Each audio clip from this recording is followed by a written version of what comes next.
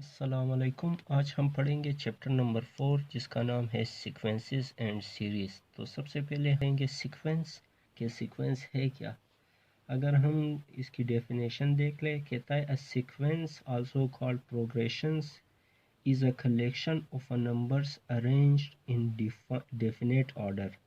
इसका मतलब क्या हुआ कि सीक्वेंस को हम दूसरे मानों में प्रोग्रेशन भी कह सकते हैं।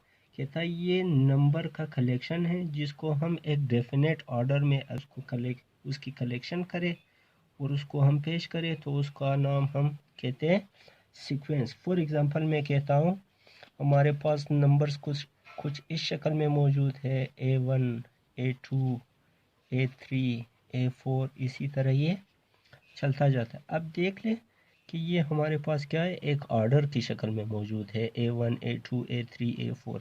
अगर ये कुछ इस शक्ल में मौजूद होता, फॉर एग्जांपल मैं कहता हूँ A1 है A4 है फिर A2 है फिर A3 है, फॉर एग्जांपल इसी तरह A7 है A6 है।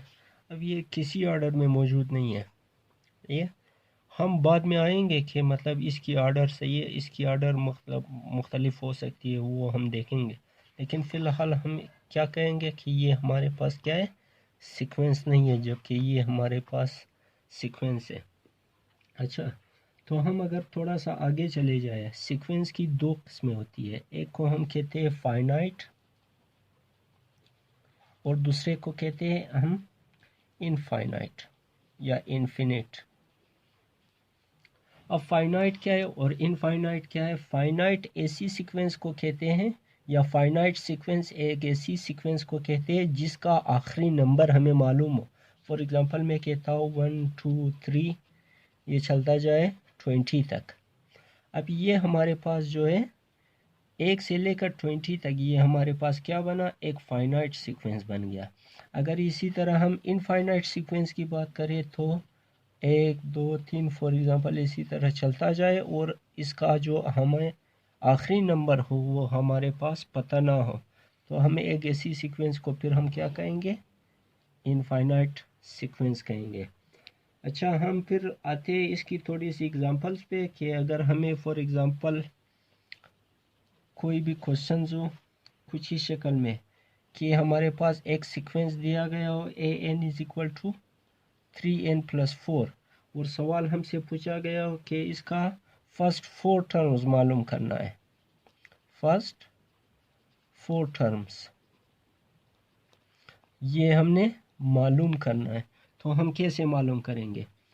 तो इसके लिए सबसे पहले हम देखेंगे कि ये जो हमारे पास नंबर्स है या हमारे पास जो सीक्वेंस दी गई है इसका हम कैसे करेंगे। अब यहाँ पे ये जो n दिया गया है सब्सक्रिप्शन में, इसको हम पढ़ेंगे an is equal to 3n+4। अब यहाँ पे ये जो n है इसकी जगह पे हम अपनी तरफ से कोई भी वैल्यूज पुट कर सकते हैं। ये डिपेंडेंट है हमारे ऊपर कि हम क्या इसमें पुट करेंगे। फॉर एग्जांपल मैं कहता हूँ अगर मैं पुट कर लूँ put n is equal to 1, तो हमारे पास क्या आ जाएगा, a1 is equal to 3 into 1 plus 4, तो a1 is equal to 3 + 4 is equal to 7। तो ये हमारे पास पहली इस सीक्वेंस की, ये जो हमारे पास जनरल सॉल्यूशन इस सीक्वेंस की दी गई थी उसका पहला जो नंबर है वो हमारे पास क्या बना है, 7 बन चुका है। इसी तरह अगर हम put n is equal to 2 कर लें तो a2 इज़ इक्वल टू हमारे पास बनेगी 3 इंटू 2 प्लस 4, तो ये हमारे पास बन जाएगी 6 + 4 इज़ इक्वल टू 10। तो हमारे पास इस सीक्वेंस की जो दूसरा नंबर है हमारे पास वो बन गया है 10।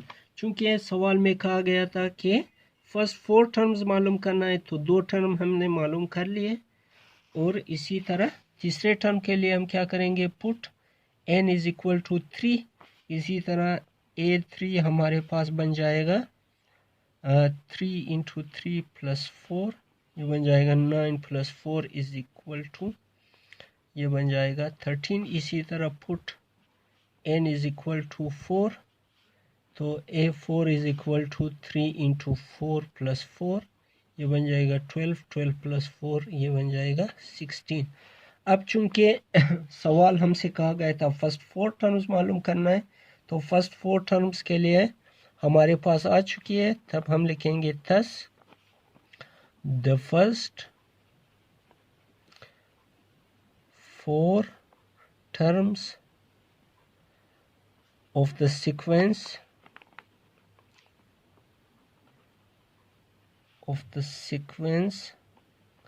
is, हमारे पास पहला है 7, फिर दूसरा है 10, फिर इसी तरह तीसरा है हमारे पास 13 और 16, फिर ये इसी तरह चलता जाता है।